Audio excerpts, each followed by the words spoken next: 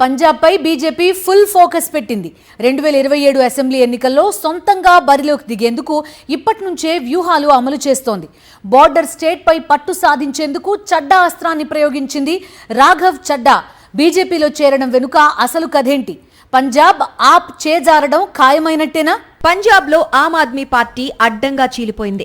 రాఘవ్ చడ్డా నేతృత్వంలో 7 రాజ్యసభ ఎంపీలు పార్టీపై తిరుగుబాటు చేశారు. 2/3 మెజార్టీతో ఆప్ రాజ్యసభ పక్షాన్ని బీజేపీలో విలీనం చేశారు. ఢిల్లీలో నిర్వహించిన మీడియా సమావేశంలో ఈ మేరకు ప్రకటన చేశారు ఎంపీ రాఘవ్ చడ్డా. 7 ఎంపీలు సంతకాలు చేసిన లేఖను రాజ్యసభ చైర్మన్ కు సమర్పించినట్లు వెల్లడించారు.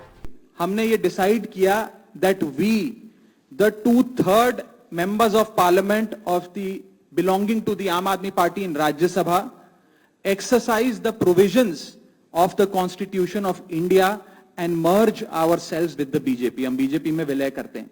రాఘవ్ చడ్డాతో పాటు అశోక్ మిట్టల్, సందీప్ పాఠక్, హర్భజన్ సింగ్, రాజేందర్ గుప్తా, విక్రమ్ సాహ్ని, స్వాతి మాలివల్ ఆమ్ ఆద్మీ పార్టీకి రాజీనామా చేశారు. వీరిలో చడ్డా, మిట్టల్, పాఠక్ బీజేపీలో చేరారు. బీజేపీ చీఫ్ నితిన్ నబీన్ సమక్షంలో కాషాయ కండువా కప్పుకున్నారు. బీజేపీలో చేరిన రాఘవ్ చడ్డాకు కేంద్ర మంత్రి పదవి ఖాయమైనట్లు సమాచారం. అన్నా హజారే అవినీతి వ్యతిరేక ఉద్యమం నుంచి కేజ్రీవాల్ తో కలిసి పనిచేశారు రాఘవ్ చడ్డా. ఆమ్ ఆద్మీ పార్టీ వ్యవస్థాపక సభ్యుల్లో ఆయన కూడా ఒకరు.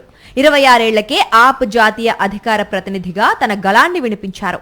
ఆ తర్వాత ఆప్ పంజాబ్ బాధ్యతలు అందుకొని అక్కడ పార్టీని విజయపథంలో నడిపించటంలో కీలక పాత్ర పోషించారు. 33 ఏళ్లకే రాజ్యసభకు ఎన్నికయ్యారు. అయితే గత కొంతకాలంగా ఆప్ వ్యవహారాలకు దూరంగా ఉంటున్నారు రాఘవ్ చడ్డా.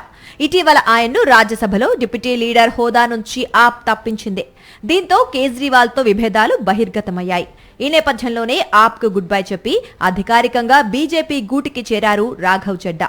15 ఏళ్ల పాటు నా రక్తం చెమట ధారపోసి ఆప్ ఎదుగుదలకు కృషి చేశానని, కానీ అది ఏ ఉద్దేశాలతో ఏర్పడిందో వాటికి దూరంగా జరిగిందని విమర్శలు గుప్పించారు రాఘవ్ చడ్డా. ప్రధాని మోదీపై ప్రశంసల జల్లు కురిపించారు.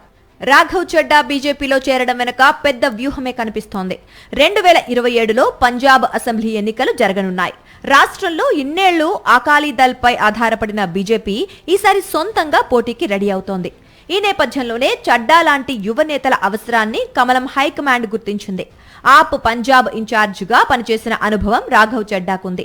అది రాష్ట్రంలో పార్టీ బలోపేతానికి ఉపయోగపడుతుందని బీజేపీ పెద్దలు భావిస్తున్నారు.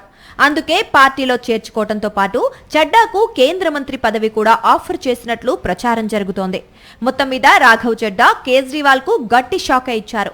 ఇది ఎంతవరకు దారి తీస్తుందో చూడాలి మరి.